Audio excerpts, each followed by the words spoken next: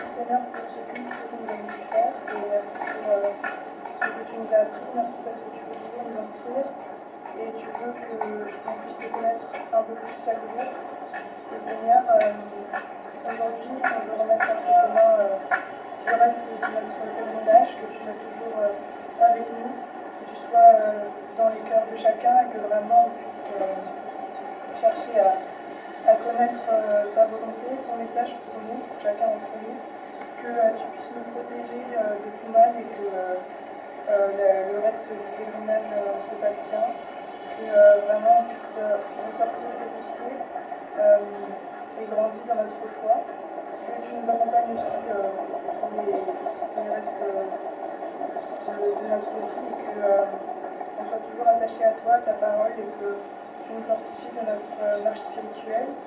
Seigneur, pour notre Église, pas seulement la FTMA, mais vraiment tous tes enfants, Seigneur, partout dans le monde, que vraiment on puisse toujours exercer notre foi et montrer que nous sommes tes enfants, qu'on puisse rester ferme dans nos conditions et qu'on puisse être des lumières comme tu nous as appelés à l'être, Seigneur.